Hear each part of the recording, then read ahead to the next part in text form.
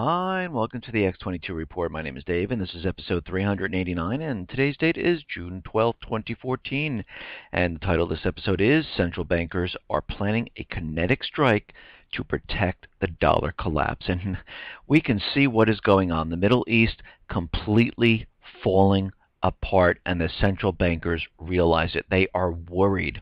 They're worried that these people in these countries are going to take back their country, remove the private Western Central Bank, and sell their oil without using the dollar. And this is their fear.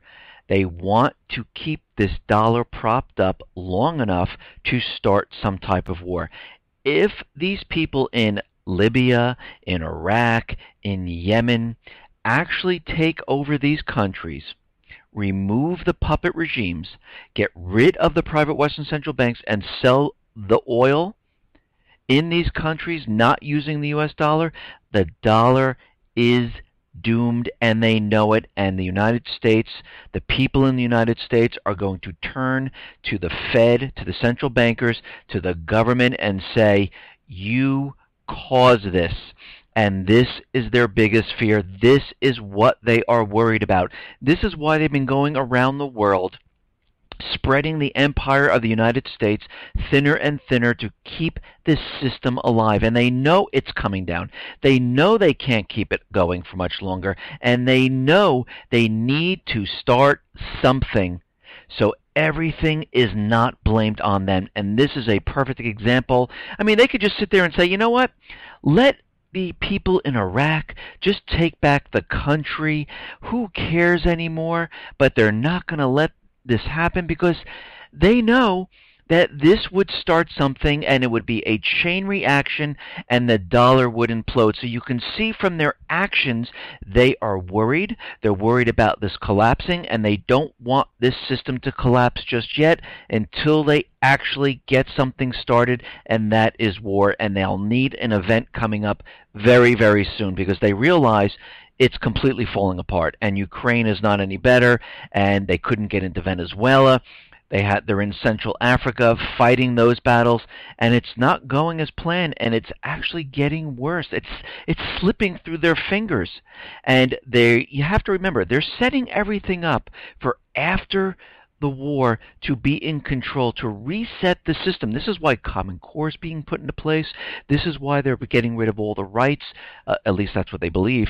They're getting rid of the rights of the people. This is why they're putting you into fenced locations to say, listen, you want to talk freely? You can go into this little caged-in area and you can speak over there. Let's get rid of the guns from all the people. Let's have all these mass shooting. Let's ramp it up.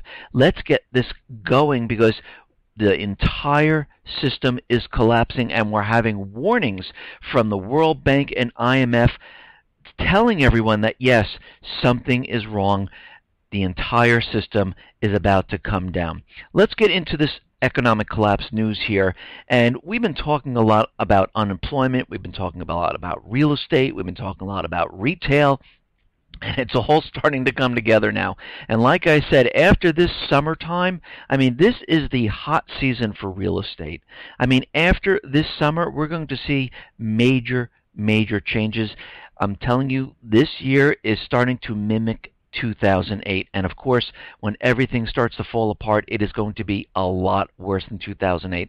I'm talking extremely worse because you have to remember, in 2008, people had jobs. They had income coming in. They had equity in their homes before the crash. Here, things didn't recover. 38% of Americans have lost their wealth or have unemployment around 30 to 37%. People are underemployed. They can't get the jobs that they had before. They can't bring in the money, and it's going to be much, much more difficult. There are still a lot of foreclosures on the bank's books. The Fed just bought all that up. That's all laying in their book, about $4 trillion worth. So you can see what's going on here. Countries right now are completely dumping treasury bonds. They're removing the dollar from the reserves. China, Russia, and many other nations are completely bypassing the dollar at this time. And here in America, what are we seeing? We're seeing that initial claims have risen again. This is the second week in a row, and of course the corporate media is out there saying, oh look, everything's staying steady, don't worry, it looks like things are going to be getting better as we go throughout the year. We see the first quarter of GDP being downgraded now, revised, and now all of a sudden Goldman, JP Morgan Chase, and many other financial institutions are downgrading the second quarter GDP, and it looks like we are not headed in the right direction whatsoever. And what we're seeing right now is the retail sales in May completely missed expectations.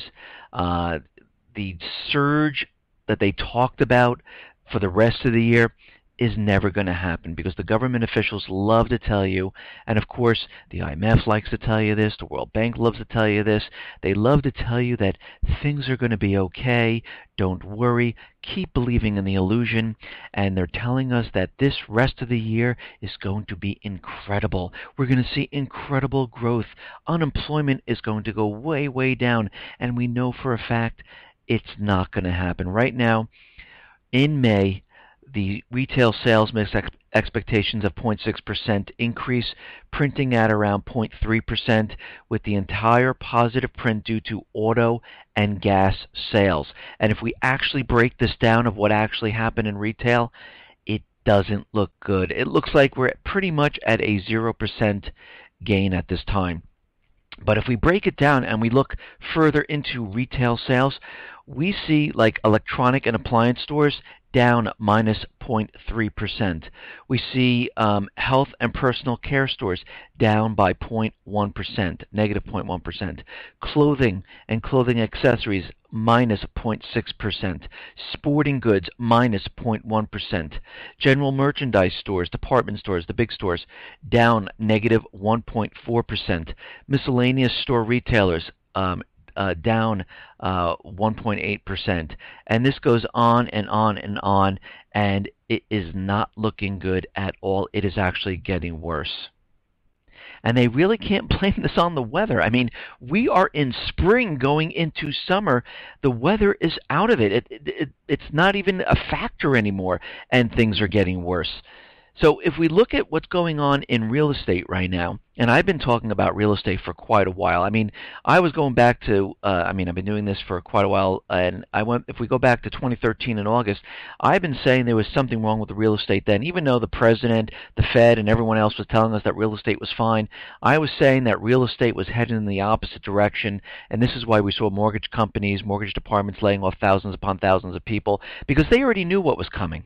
They always know far in advance. They knew that real estate wasn't going to make it, that this was propped up by hedge fund and investments pumping the market up. This is why they didn't need the employees inside the mortgage departments to process mortgage applications, because they knew everyday Americans, they weren't buying the homes. Nobody has jobs. Nobody has the savings anymore. Nobody really wants to go out and buy a house at this time. And this is completely all over the country. Yes, there are pockets, places that are doing very well, and then there are other places that are actually doing much, much worse. But Bank of America right now, they are out there and they've done their calculations and they're looking, and they see a slowdown in national home prices coming very soon. Really? Wow, they're really giving us this information. Well, we already know this. We already know that we're at the top and prices are starting to come down. And this reminds me of 2008, where they're saying, yes, we saw a little dip in home prices, but don't worry, things are going to start recovering very soon, because we never saw real estate go down before. And here we are again. Here in 2014, we hit the top. And we're seeing prices starting to slowly come down. Actually, we're seeing a lot of people who are selling their houses. This is the hot time of the season where they're having trouble selling their houses, where they're selling them and they're dropping it down. Instead of $700,000, we're going to bring it down to $697. And then again, oh, let's bring this down to $685, and they're slowly bringing it down. And what they're doing is they're chasing the market at this time. Now, the IMF is out there, and the World Bank, and they've issued warnings about the global economy. The International Monetary Fund warned that the world must act to contain the risk of another devastating housing crash. The World Bank warned that the anticipated rise in interest rates will hit global growth this year and presumably house prices too. The data shows an acceleration in house prices in many countries from already high levels has emerged as one of the major threats to global economic stability. In the wake of global recession, central bankers have cut interest rates to record lows, pushing house prices to levels that the IMF regards as a significant risk to many economies.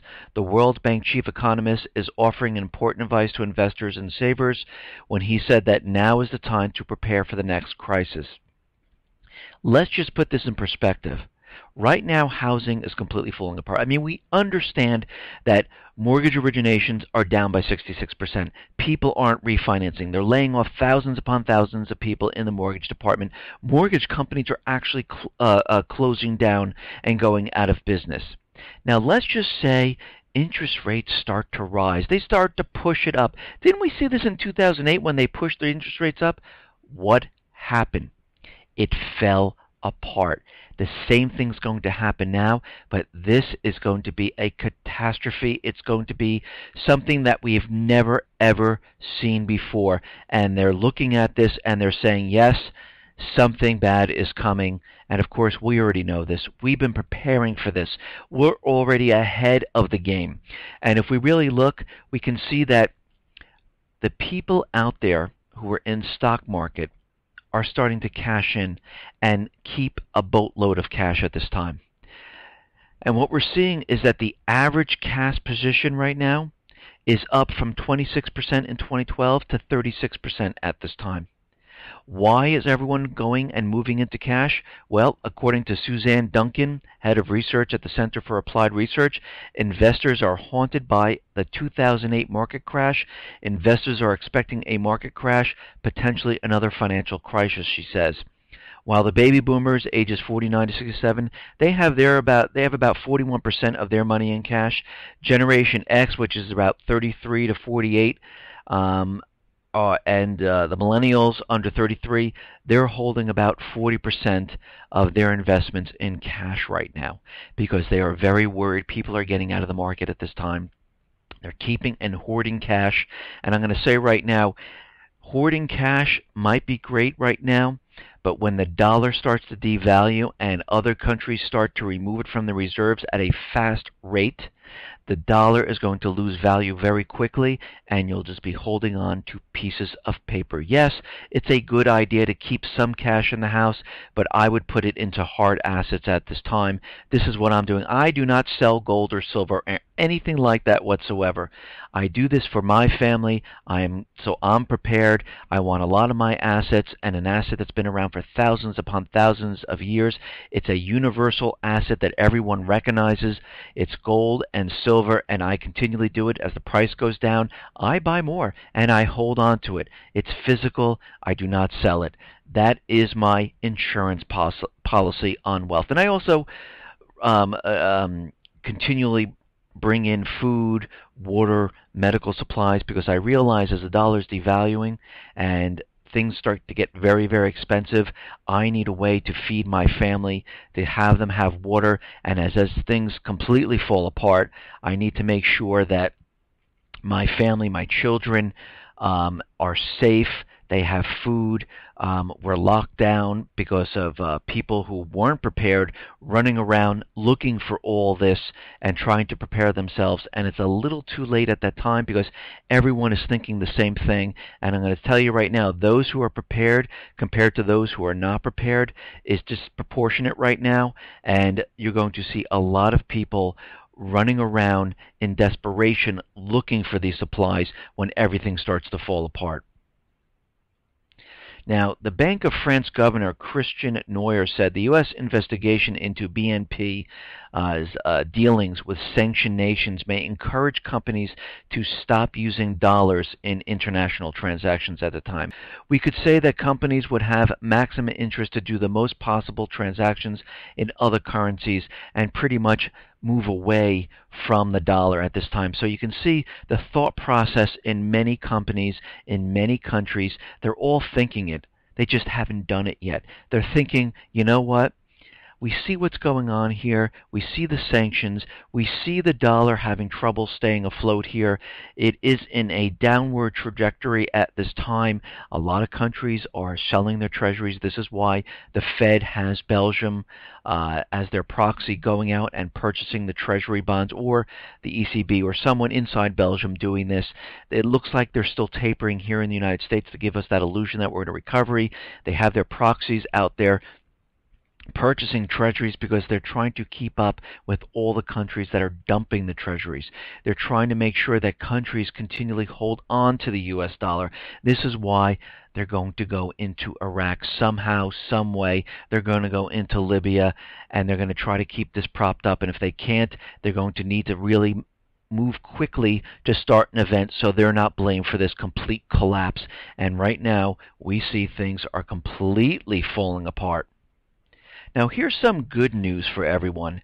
It looks like the government and police regularly use location data pulled off of a cell phone tower to put criminals in this, at the scenes of the crime, often without a warrant. Actually, most of the time they use no warrant whatsoever. Well, an appeals court ruled today that the practice is unconstitutional. In one of the strongest judicial defenses of technology privacy rights we've seen in a while, they said the police now need to get a warrant to get your information and to track you down using your cell phone. So that is a positive note until, of course, this judge is paid off or another judge is brought in that the NSA has been spying on to overturn this ruling. But we'll have to see how that goes and moves forward. We also understand the government is using this Vegas shooting at this time as a two-pronged approach, one for disarming the American people, the other is to demonize the movement.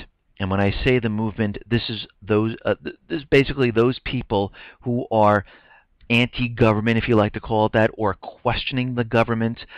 They like to call us domestic terrorists, homegrown extremists. And they're trying everything they possibly can now to paint this picture of what these type of people are like myself and everyone who's listening. And they're trying to make it look like this person, Gerard Miller, is that person. And now they even have him posing with Sheriff Mack, who was with the Bundy Ranch. And of course, Sheriff Mack was at many book signings, and people come up and say, let me take your picture, and this is exactly what happened here. He was at a book signing. This guy came up, they took the picture, and it looks like this was a complete setup.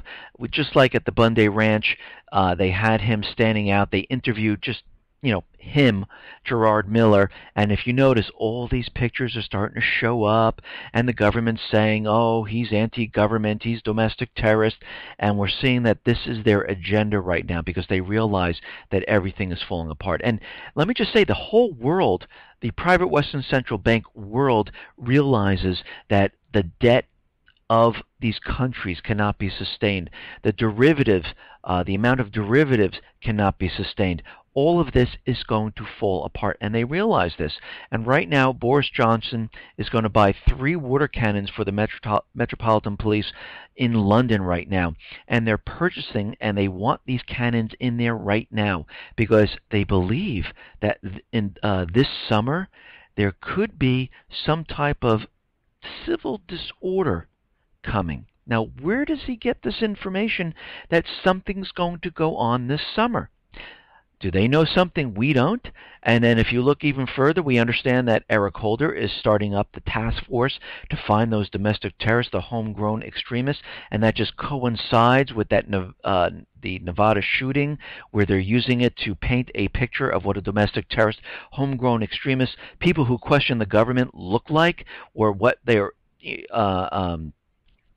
this is what they're painting right now and what people of this type look like. And then we also see that the Pentagon is preparing for mass civil breakdown. The U.S. Department of Defense research program is funding universities to model the dynamics, risks, and tipping points for large-scale civil unrest across the world. Wow, they must know something that we don't, or we pretty much know what's going on. It's all those other people that I'm worried about that really have no clue what's going on.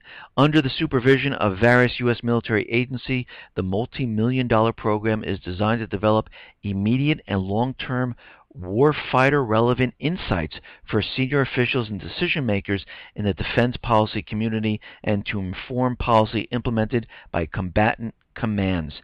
So they are realizing that this cannot be sustained. This is why these policies have been pushed forward. They need to maintain control because they realize when the system falls apart, it's going to be crazy. This is why they created DHS. This is why DHS has been infiltrating all the local law enforcement.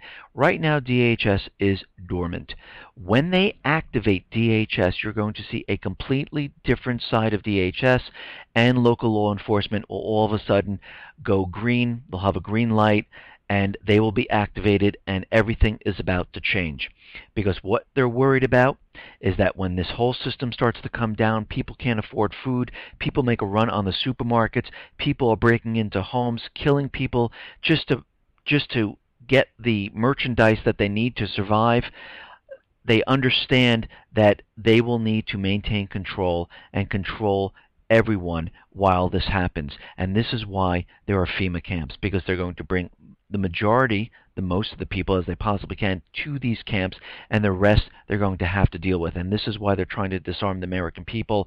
So it will make it easier for them to control the entire situation. Plus, they're very worried that these people, those people that understand that the government caused all of this, the bankers caused all of this, they're worried about their authority, their power, and they need DHS to control the people, and this is why they wanted them disarmed, because it'd be much, much easier to control a disarmed population than an armed population. And we're going to see this come full steam ahead as time goes on.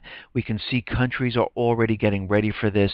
The United States is ready for this, because once we are no longer the reserve currency and the dollar collapses, this is when things go really crazy here in the United States. Now, out in Ukraine right now, Kiev's National Guard, they're a little ticked off. They're saying the government hasn't paid them, they haven't fed them, they've pretty much forgotten about them.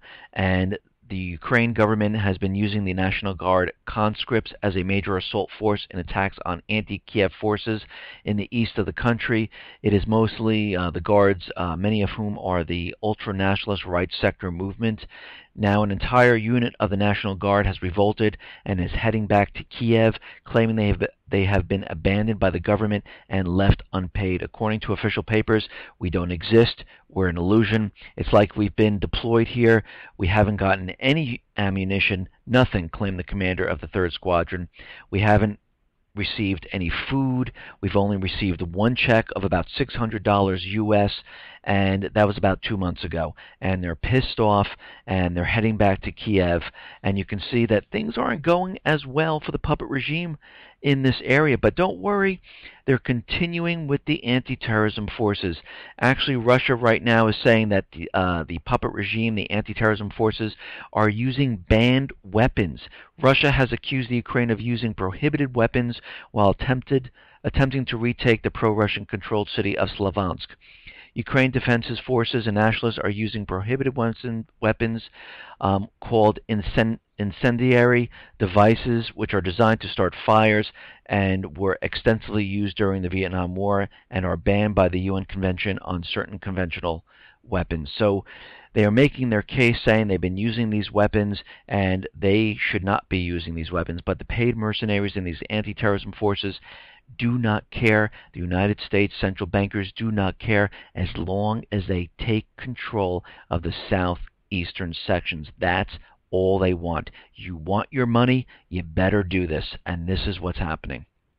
Now, it looks like Putin and Poroshenko, they've been talking on the telephone about peace. The Ukrainian president has informed Putin about his plan to settle the situation in southeastern Ukraine, he said. Moscow does not believe it is time to send peacekeepers into Ukraine. Russian Foreign Chief Sergei Lavrov stressed everything is in the hands of Ukrainian authorities. We know that self-defense fighters in Ukraine East are ready for ceasefire, but according to all the rules, the first step must be done by the Ukrainian authorities now that Poroshenko's inauguration has taken place. And of course, they need to back off a little bit to show in good faith that they're going to not use force anymore, but they have not done this. And the southeastern people said if they pull back, we will reciprocate, but we're not seeing this at this time.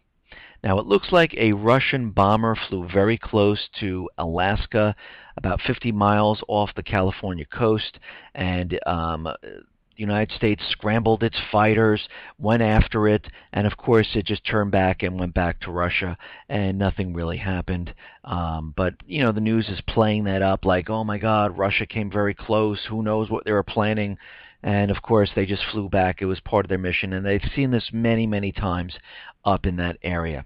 Now, in Nigeria, the United States, Britain, and 5 other countries have set up an external intelligence response unit to fast-track the fight against Boko Haram. So now they are definitely making their move to try to get into Nigeria. They want to bring armed forces into this area. Why? Because China is there. China is in many countries in Central Africa. Wherever China is, that's where the United States has to be. And you can see that they're trying to do everything possible to get into Nigeria. They have troops in Chad, which is bordering Nigeria, so it makes it very easy for them to sneak right on over once they get everything established, and they convince the Nigerian government to let the United States central bankers into the country to help find the made-up Boko Haram crisis.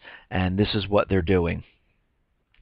Now, the Washington Post is out there, and they're saying the U.S. administration recognizes the growing threat in the Middle East and that everything is starting to fall apart. And they do realize this. They understand they have lost control in the area, and they need to go and maintain control, and they're trying to figure out how to do this at this time, because they just can't bring in troops, because they told everyone around the world that we conquered these countries, now they have freedom, democracy, and the people are happy. Well, it doesn't look like the people are happy, does it? It looks like things are falling out of place, and people are saying, you know what? We don't want this puppet regime in here, and we want our country back. This is why we're fighting, and this is why we're going to take over, and you cannot stop us. And this is exactly what they're doing now. NATO Secretary General Rasmussen, he said on Thursday he didn't see a role for the organization in Iraq for NATO, but again, whatever they say is always the opposite. I'm sure they're making some type of plans, because NATO is meeting with Turkey right now about the state of emergency because what's happening in Iraq. And we can see that they are definitely planning something, building something up, and right now the insurgents, the people of Iraq, have surrounded the Baiji refinery, or Beiji refinery, and they're saying that it has been now taken over by the people of Iraq, and they do have control of it. I mean, there were reports going back and forth saying, no, they don't have control. Yesterday I said they have control, and it looks like they pretty much have control of the refinery at this time. Now, the United States is looking to send some help to Iraq. We understand F-16s are coming in. We understand Hellfire missiles are coming in. They have a lot of other military assets pouring into Iraq. Military advisors are coming in, and it looks like they're sending military equipment emergency for Iraq worth of $15 billion. They're trying to get that into there very quickly. Obama is out there, and he's saying that he is ready for a kinetic support to take some type of action in Iraq. He'll use kinetic support, which is pretty much going to war in Iraq again. I mean, kinetic support. I mean, I love these terms that they love to make up so they don't have to say war, that we're using our military to bring in troops into the area. Obama says, I don't rule out anything when it comes to helping Iraq deal with insurgents. Obama says, U.S. has an interest in making sure jihadists don't gain a foothold in Iraq. Obama says there will be short-term immediate actions that need to be done militarily in Iraq. U.S. officials looking at all options. Obama says Iraq clearly is an emergency situation. The Obama administration said not considering ground troops in Iraq. I'm going to switch that around. They are considering it, but they're not going to report on it just yet until it's much, much later, and they already have troops there. Obama says U.S. is prepared to take military action when its national security interests are threatened. Let's see. Obama says U.S. is prepared to take military action when its national security interests are... Which national security interests in Iraq? What are we worrying about here? Oh, that's right. The central bank and the oil ports and the refineries. That's what they're worried about. They're worried about the U.S. dollar. They're worried about these people taking control of the country and selling the oil, not using the U.S. dollar. This is what they're really worried about. France says international community must deal with Iraq situation urgently. France says jihadist surge puts territorial unity of Iraq in doubt and is major risk for regional stability. France says international community must deal with Iraq situation urgently. They realize what's happening, and their reports are coming in that about 4,000 troops have arrived in Baghdad in an advisory position. 3,000 troops arrived in the city of, I'm going to try to pronounce this, Soleimania, and we can see that they are building up quietly troops within Iraq. Of course, they're saying, oh no, they're only down there as an advisory role, but we know for a fact this advisory role switches over to a military defense role and a role where they're going to use them to push these people back, and this is what they're doing right now.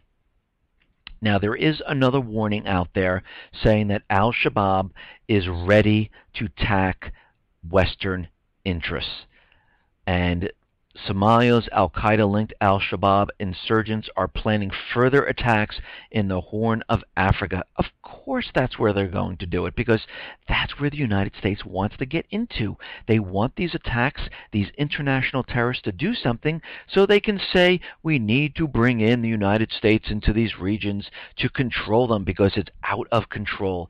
And you can see right now this is exactly what they are doing and preparing for. And this goes on to say that al-Shabaab said the attack was also carried out in retaliation to Djibouti's hosting of the United States' biggest military base in Africa. And we have to remember that the United States signed a lease with Djibouti for about 10 years or so to maintain their bases. This is their launch pad into Central Africa, and this is why al-Shabaab is really pissed off, and this is why they're going to attack the Western interests. And we know this is all being ginned up so they can bring in the United States military into these regions wherever China is. They need a story, and they create one out of thin air, just like they did in Kenya with the mall attack. They needed somehow, some way to get into that area, because at the same time that was happening, Kenya was signing the deal with China to become the clearinghouse for the yuan/renminbi. And we can see they're doing the same thing. They create this crisis out of thin air so they can go in to these regions. And then we see what is happening around the world. The central bankers, the United States central bankers, are losing control of the situation. They realize this. They understand this.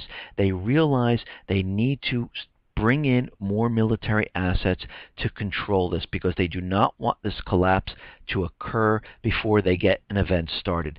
If they really wanted to create this collapse, they would just let it all go, and everyone would stop using the dollar, and the dollar would collapse. But you can see by their actions, this is not what they're doing. They're going in and they're maintaining what the reserve status of the dollar. And the only way to do this is to keep the dollar as the reserve currency on the oil in Iraq, in Libya, in Lebanon, in Yemen, to capture and control the countries in Central Africa, put their natural resources on the dollar, and this is exactly what they're doing at this time, and they're not going to stop because they do not want to be blamed for this collapse that is coming. It is imminent. It is going to happen. Listen, everyone, thanks a lot for listening. Be well, be safe, and especially be prepared. Thanks a lot.